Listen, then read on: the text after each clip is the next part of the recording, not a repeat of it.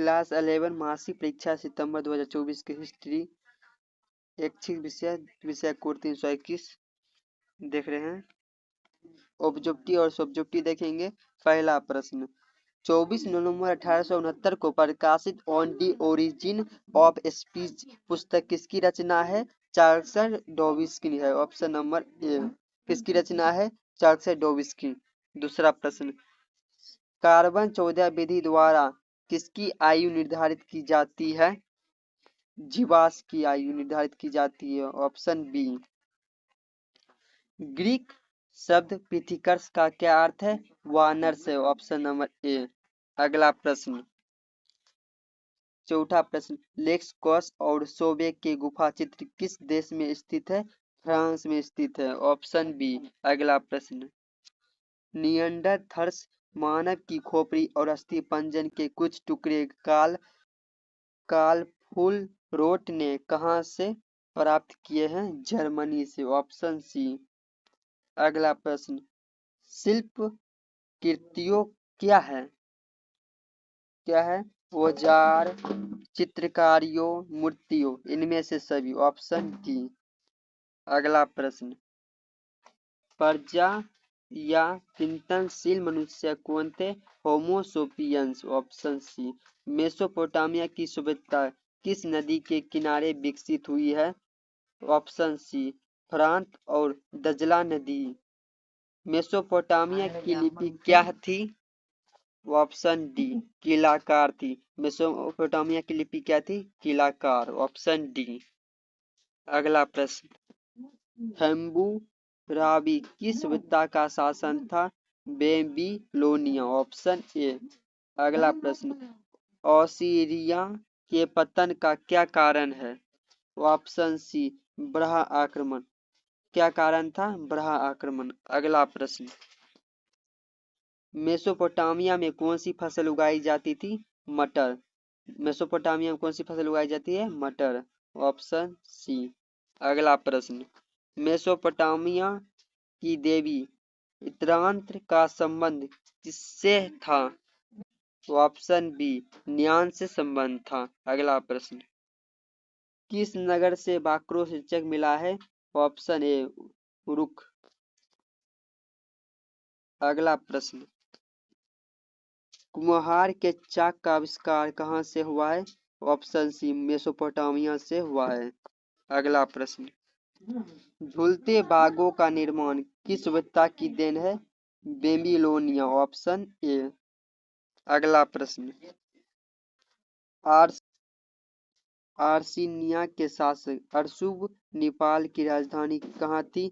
Nive. Option A. अगला प्रश्न, चीन का सबसे प्राचीन राजवंश कौन था? शाग वंश। Option C. अगला प्रश्न, रेशम का आविष्कार कहाँ हुआ था? चीन में। Option A. अगला प्रश्न, कंफ्यूशर कहाँ के निवासी थे? चीन के निवासी थे। Option D. अगला प्रश्न, प्रतियोगिता परीक्षा की शुरुआत कहाँ हुई? चीन में। Option C. हेरोडोटस कहाँ के निवासी थे? यूनान के निवासी थे। अगला प्रश्न, प्लेटो कौन थे? दार्शनिक थे। Option D. ओलंपिक खेलों की शुरुआत कहाँ हुई थी? यूनान में हुई थी। Option D. Option B. अगला प्रश्न, रोम में चूल्हे की देवी कौन थी? वेस्टा। Option A. अगला प्रश्न, पैंथियन क्या था? ये मंदिर है। Option A. अगला प्रश्न, अगस्त महीने का नाम किसके नाम पर रखा गया है? ऑप्शन सी। सीजर के नाम पर अगस्त महीने का नाम पड़ा है। अगला प्रश्न, ईसाई धर्म को रोम का राजधानी किसने बनाया? सीजर ने बनाई। Option D. अगला प्रश्न, अगस्टन रोम के राज सिंहासन पर कब आसीन हुआ? 27 ईसा पूर्व। Option B. कब आसीन हुआ था? 27 ईसा पूर्व। अगला प्रश्न, प्यूनिक युद्ध किनके बीच हुआ था? यूनान और क्वाथेस के बीच हुआ था। Option A. आप सब्जेक्टिव देख लेते हैं इसका। प्रश्न संख्या 1 से 10 तक लघु उत्तरीय है। किन्हीं 5 प्रश्नों के उत्तर दें। प्रत्येक प्रश्न के लिए 2 अंक निर्धारित है। पहला प्रश्न देख लेते हैं। पहला प्रश्न, आग इतिहास से आप क्या समझते हैं? उत्तर, आग इतिहास प्रागैतिहासिक काल व ऐतिहासिक काल के मध्य का समय है। यह वे समय है जब मनुष्य ने खाना प्राप्त करने के लिए खेती करना आरंभ कर दिया था। यह मनुष्य के सांस्कृतिक विकास का दौर है। इस काल में लेखक कला के प्रचलन के बाद भी लेख पढ़े नहीं जा सके हैं। आगे ऐतिहासिक काल में अभी तक लेख पढ़े नहीं जा सके हैं। प्रागैतिहासिक काल व ऐतिहासिक काल के मध्य का समय है। यह वे समय है जब मनुष्य ने खाना प्राप्त करने के लिए खेती करना आरंभ कर दिया था। यह मनुष्य के सांस्कृतिक विकास का दौर है। इस काल में लेखक कला के प्रचलन के बाद भी लेख अभी पढ़ा नहीं जा सके हैं। अगला प्रश्न, दूसरा प्रश्न, जिगुरात से आप क्या समझते हैं? उत्तर, जिगुरात पिरामिड नुमा सीढ़ीनुमा मंदिर टावर जो लगभग 2200 से 500 ईसा पूर्व तक मेसोपोटामिया, अब मुख्य रूप से इराक में के प्रमुख शहरों की एक वास्तुशिल्प और धार्मिक संरचना विशेषता है।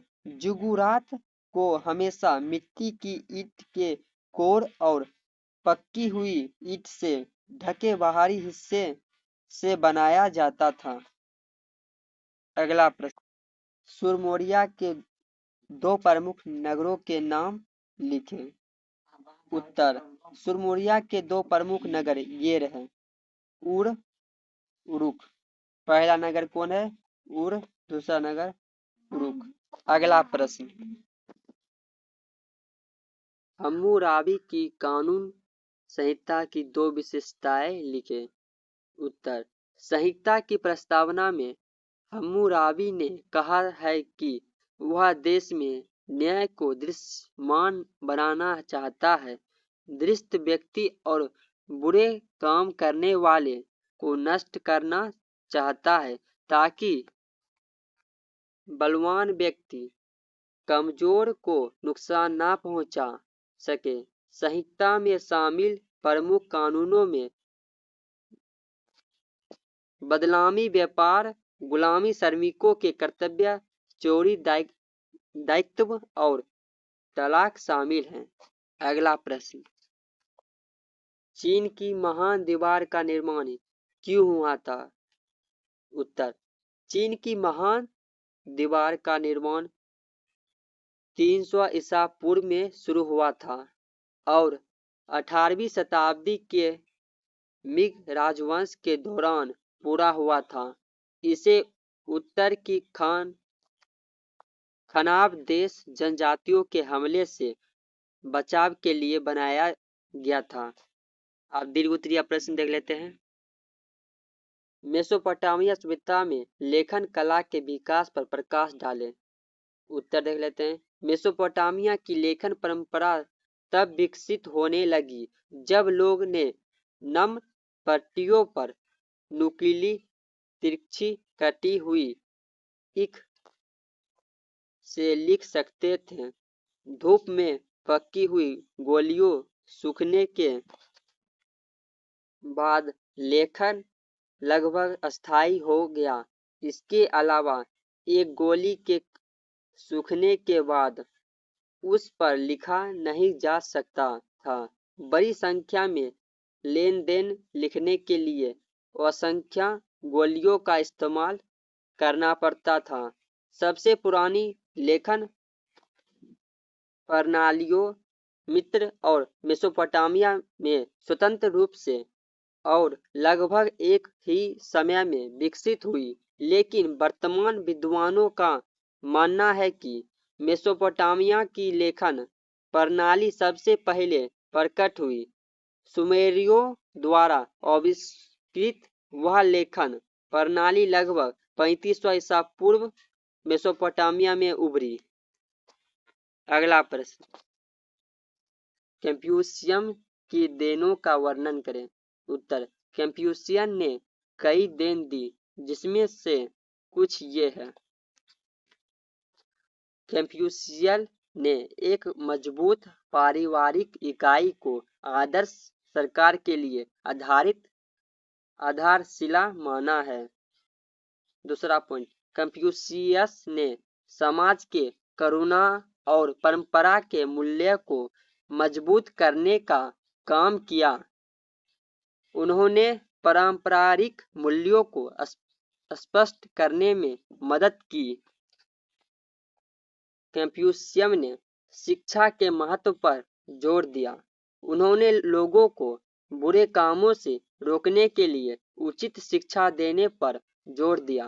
कंफ्यूशियस ने रीति रिवाजों और संस्कारों का सही तरीके से पालन करने पर जोर दिया।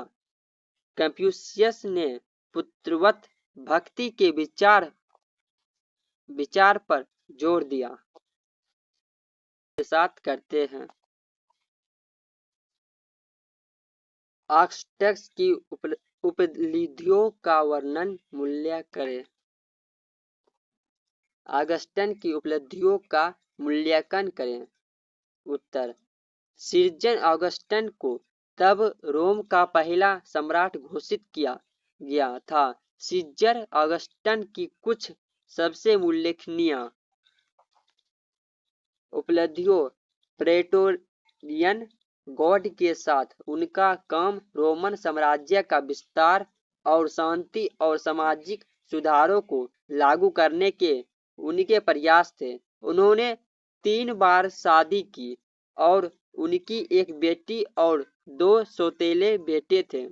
उन्होंने रोमन अर्थशास्त्र की रचना की और रोम को अपने समय का सबसे बड़ा साम्राज्य बनाया। हालांकि बाद में रोम के जितने भी सम्राट हुए, उन्होंने रोम के पतन का मार्ग ही प्रशस्त किया। आज के क्लासेस में ही तक रहने देते हैं। पीडीएफ के लिए क्लास इस चैनल से जुड़े रहें।